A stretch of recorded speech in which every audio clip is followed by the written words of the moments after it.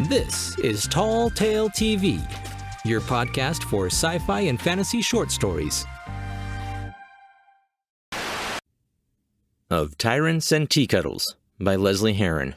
Chapter 3, Diascoria. You know, all this running and hiding has me famished. Piper leaned out of the alley to glance at the throngs of people bustling about the street. She was scouting the crowd for not only the quickest way into the market, but one where they would be less visible to any passing guards. She tucked back into the shadows and turned to her new traveling companion, sizing him up, judging him on his ability to blend in. Garish red coat, shiny metal plates all along his face and body, pointy ears, and a vacant, lost expression. She grimaced. She could recognize a lost cause when she saw one. She shrugged. What the hell, right? He's an adult. He can take care of himself. So, what you say, old man? Fancy a nibble before we go? You've got to stop calling me old, Vel said with a sigh, dragging his mechanical hand down his face. Despite his initial protests, that the sooner they left the better, he couldn't help but agree.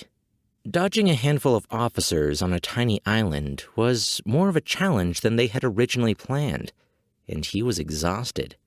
His stomach growled hungrily in response to her question.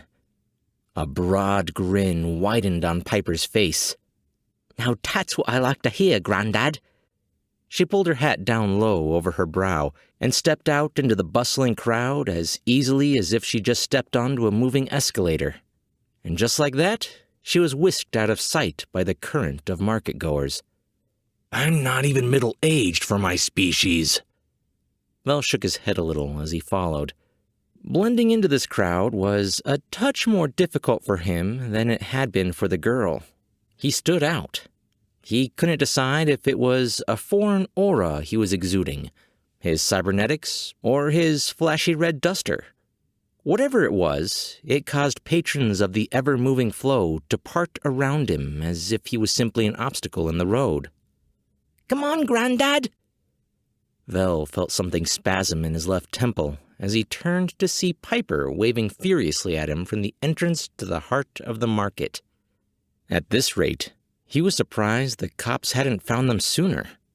Either they had been incredibly lucky to make it this far, or the police on this island were every bit as competent as the ones back home.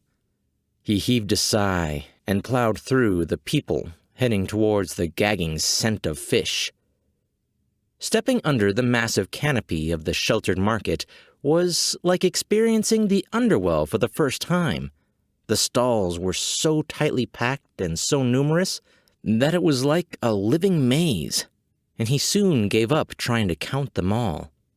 He was jostled by those seeking the best deals and accosted by vendors of all sizes and creeds shouting over one another, trying to tempt patrons with well-timed sales pitches. Fresh squid, guaranteed lively enough to attempt at least one strangle before cooking.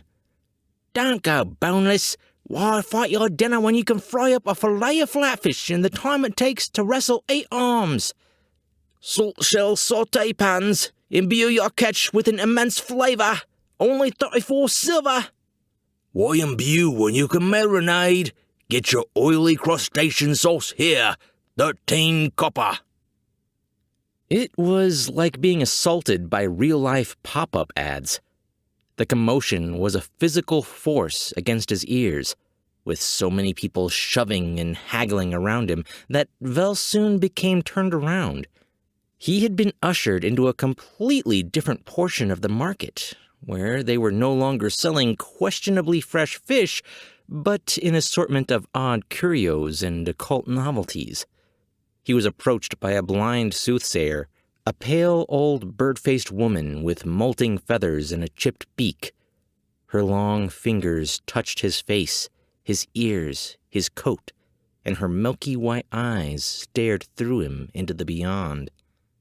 Ah, your fortune for your time. She reached into her robes and pulled out a single tattered card. Vel took a step back as he looked around. He had already lost sight of the exit, and if he waited too much longer, he'd lose his guide off this realm completely. He tried to wave off the old oracle, but she grabbed his hand, pulling him back toward her with surprising strength for an old crone.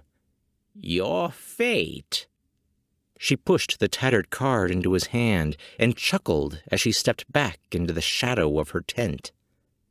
Vel's gaze shifted from the space where the woman had been standing moments before to the tattered card she had placed in the palm of his mechanical hand.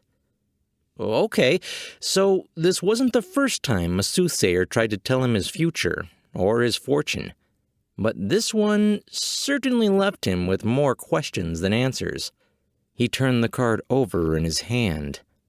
In an untidy scrawl was a crudely drawn picture of a lightning-struck tower. That couldn't be good, he thought as he tucked the card into the inner pocket of his coat. Here, hold these. Piper's cheery voice punctuated the dread of the moment. Vel pulled his attention away from the old soothsayer's shop to look down at what the girl had just shoved into his hands. He was now holding 3 small, square melons and a lumpy loaf of bread. Vel opened his mouth to protest, but Piper had already disappeared back into the crowd mulling around a pearl vendor. He followed, clumsily shifting the fruit in his hands.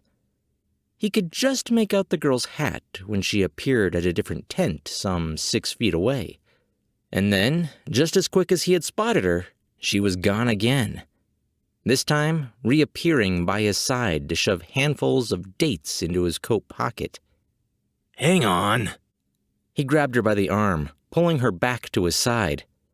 How are you paying for all this? He already knew, deep down, the answer to this question. But if he was going to have to fight a whole mess of fish vendors, he'd like to know what he was getting into beforehand. Oh, I'm not. Piper smiled sweetly as she produced a few small money bags from a vest pocket. The fine folks of Silverport are. There was a glint in her eyes as a crowd parted, giving her a view of a large beast roasting on a spit. At a stall to their left, one of the merchants was hauling a man away by the arm. We ain't got no freebies. It's a stocks for you, boyo. The frightened man was flailing, looking wildly around for help from the crowd. I swear, I was going to pay. I had my coin purse not 2 minutes ago. I must have dropped it. Vel watched the pair disappear around a small grouping of tents. I think, Vel started, tugging her back to his side. This is enough. The finality in his words told her how serious he was. Piper looked from the hand around her arm up to those mismatched eyes. Deciding it was best to avoid an argument in the market, she shrugged. All right. As she was pulled away from the gathering crowd, she snatched a meat pie off a vendor's cart and took a bite, smacking her lips noisily as she chewed. Piper wrenched her arm free, gave the cyborg a stern look, and proceeded to lead them away from the heart of the market. They stepped out into the brilliance of the afternoon sun, and she squinted against its blinding light. Piper took another bite from her pie and gestured to her left. The harbor's down this way. Vel followed the sweep of her hand to gaze down upon a water-soaked dock filled with a vast variety of seafaring vessels. Ships had been moored in the water, creating the illusion of a normal portside town. There were large barges being relieved of their containers, vast ocean liners that were offloading merchants, and even a smattering of small tugboats that spewed out thick clouds of black ash as they happily trudged along. Idling among the ships were a variety of airborne vessels, including giant blimps, hot air balloons, and weathered dirigibles.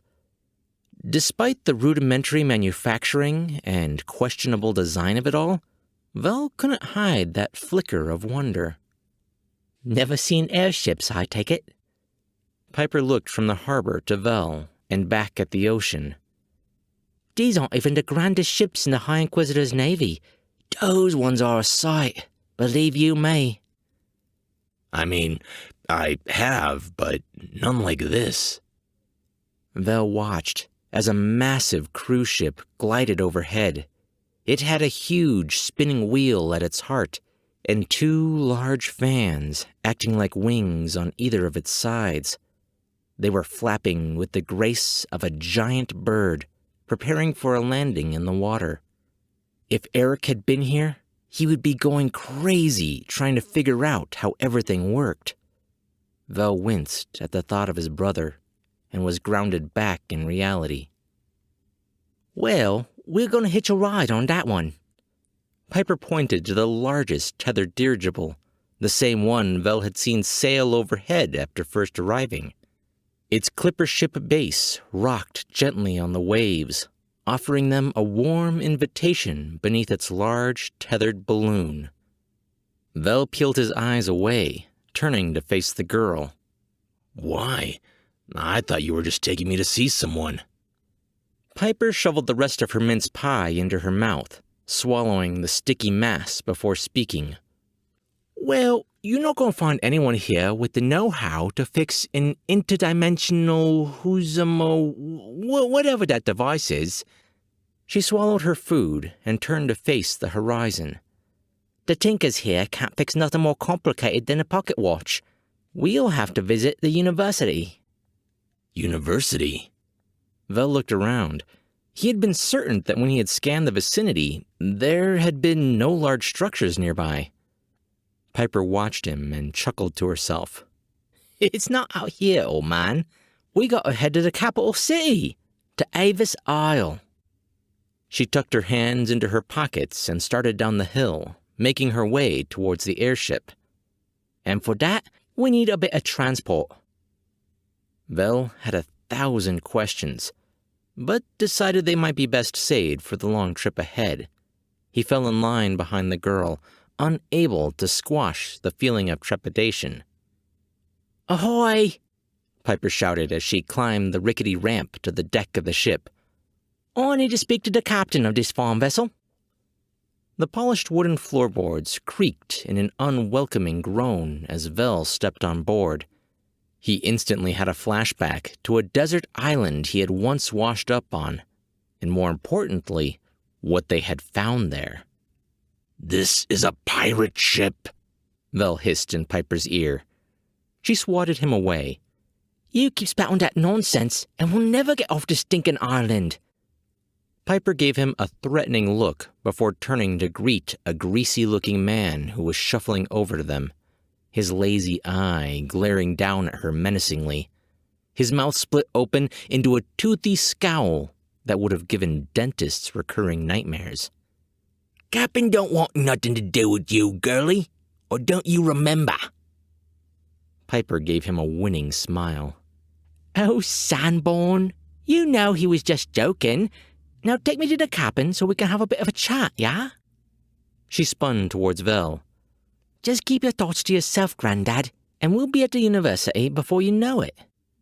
She shot him another warning before dusting her hands on her shorts and extending one of them to Sanborn with a sickly sweet demeanor. Lead the way, handsome. Sanborn's expression melted as he blushed a sickly shade of splotchy red.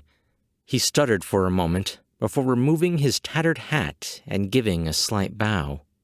Of course, milady. Vel opened his mouth a few times, thinking of something to say. He opted for silence and stuck his hands into his coat with a huff.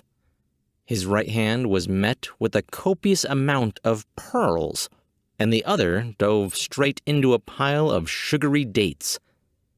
That couldn't be good for the lining, he thought, as he pulled his mechanical hand from the sticky mess. Chunks of date and sap were oozing out of the metal joints in his fingers, and he gave an angry sigh. He had just asked his computer for the best option to clean his hand, to which it had responded, Calculating. Database search initiated. When a man scrubbing the deck caught his attention. He had a wooden peg for a leg and an eye patch. Vel started walking towards the not a pirate in hopes of borrowing his bucket of soapy water. The more he looked around as he walked, the more he could tell he had been blatantly lied to.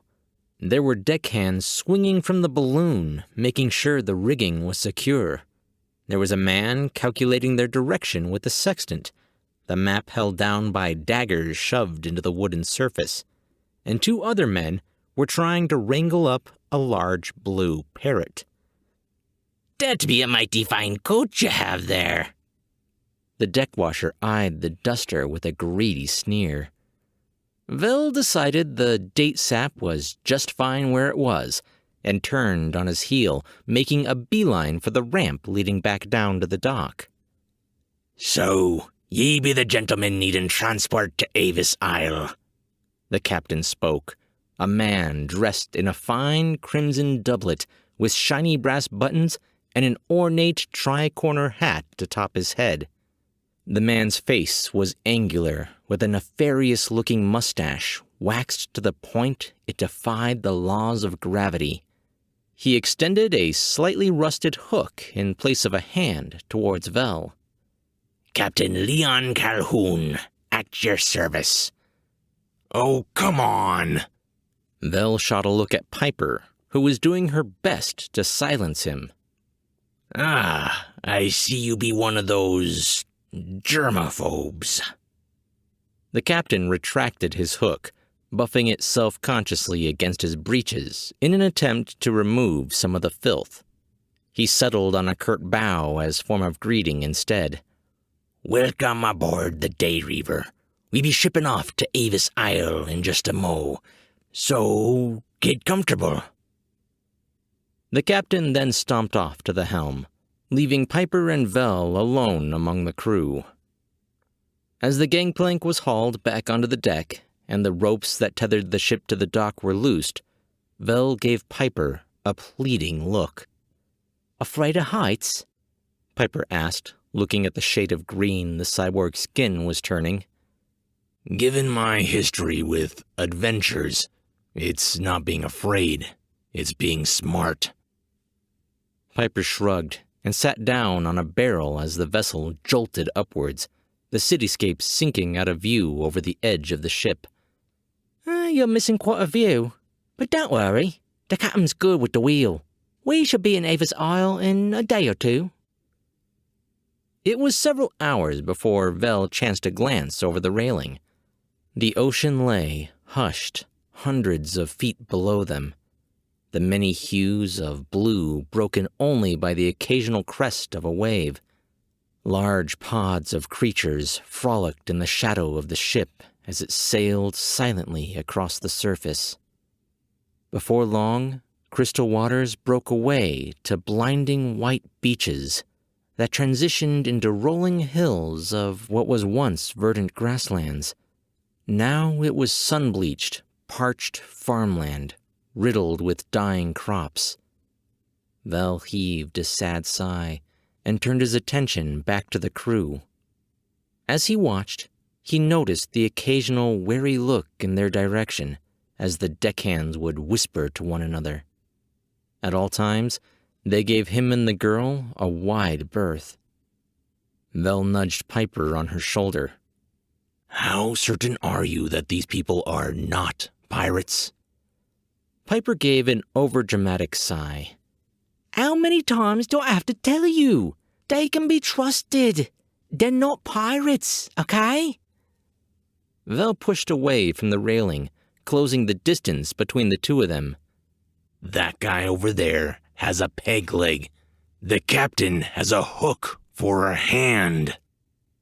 Piper let out a shrill laugh.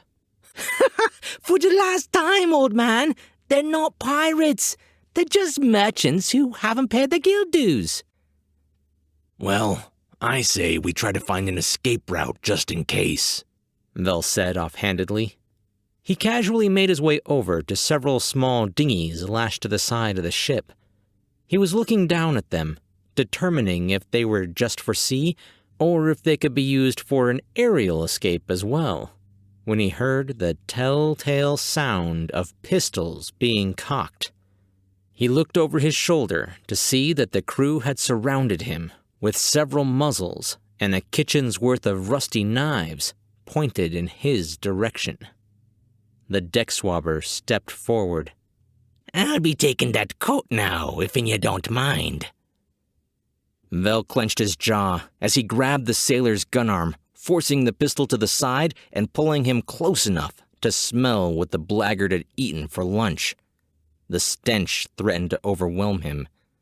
One of the other not-a-pirates charged, knife raised and yellow teeth bared. Vel wrenched the gun away and flung his captive against the charging crewmen with enough force to send them both skidding across the deck. He turned, tossing the pistol to Piper. Now do you believe me? Piper caught the gun clumsily, holding it out in front of herself like it was poisonous. Maybe they're just super strict with their safety guidelines. There was a gunshot, and Vel felt a metal ball ricochet off the cybernetic portion of his torso. Vel snapped his eyes back to the remaining sailors, their expressions now a little less sure of themselves. That's it. Which one of you blouse-wearing bastards shot me? Vel rolled up his sleeve, exposing the shiny middle surface of his arm. He dug his heel into the wood, propelling himself towards the mass of cutthroats as they scattered like rats. Database search complete. 19 million results found for SAP cleanup. Best result? A solvent-based cleaner with 2-ply paper towel. Vel groaned, forcing himself out of unconsciousness. His head felt like a split watermelon, and something was painfully tight around his middle. He tried to move, but even if the sharp throb hadn't stopped him, the bindings would have. He hissed in pain as he pried open his eyes. Suggest scan for nearest convenience store. Piper heard him stirring and moved to kneel down in front of him, her amber eyes studying him for damage, gauging his well-being. Well, you almost killed him, but I think he's all right. She turned her back on Vel, facing the captain as she spoke. We almost killed him? What about the damage to me ship, me crew? The captain was spitting mad, gesturing wildly at the destruction around him, and pointing angrily at the battered crew strewn about the deck. What about me black eye? Hey, that's not my fault. I told you he'd be a handful. You should have just rendered him unconscious first. No, girl. That not be how it works. The captain slid an arm around Piper's shoulders, pulling her painfully close as he turned her around to face Vel. See, you promised me that he'd make me a fine penny if I sold him in Avis Isle, but no one's gonna be wanting a slave with the manners of a rampaging bull. Slave? Vel's brain finally snapped back into gear as he realized what was going on. He tried to pull free from his restraints once again, but failed and slumped back against the mast. But you can sell him as a fighter. He'd make you so much money. No one ever picks the robots to win, Piper offered, sliding out from beneath the captain's grip. And that'll net you at least 50 more gold than a slave would.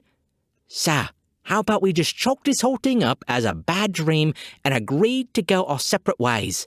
You pay me my gold, and I'll walk away without a second glance back. Vel snorted. I see now. When you agreed to help me, you really only agreed to help yourself. He nodded, looking down at the chain that tethered him to the main mast of the ship. It's nothing personal, Grandad. It's just, I need to get back to me home, and I need the gold to do it. My skills are good, but it's just petty thievery when you get right down to it, and that's not enough to get me a ticket out of here. Piper looked down. There was a tinge of guilt in her words. I'm sorry, old man. Maybe don't be so trusting next time. Aye, that'd be good advice to live by, lass. Boys, truss her up next to the germaphobe. Piper spun on the captain, backing away. What? That's not the deal. Oh, aye, it wasn't. But Billy Four Thumbs over there needs an entirely new set of teeth, and old Scribner needs a new peg leg. The captain grabbed Piper by her hands and pushed her into the waiting arms of one of his men. I told ye last time, if you ever stepped foot on me ship again, I'd sell you to the mines. The deckhands had Piper tethered to the mast before she could even protest.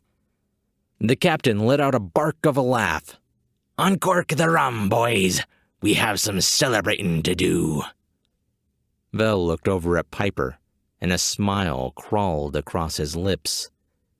Good thing they're just merchants. Of Tyrants and Teakettles is Book 2 of the ongoing Sci-Fantasy series by author Lesley Herron. Join us as the adventure unfolds, with new chapters releasing every few weeks. Alcohol-based hand sanitizer. Nail polish remover. You can stop now. Vigorous rubbing with vegetable-based oils. Do I look like I have that on me? Oi, you having a chat over here with yourself or something? Yeah, something like that. Sulfuric acid ought to do the trick. Oh, come on!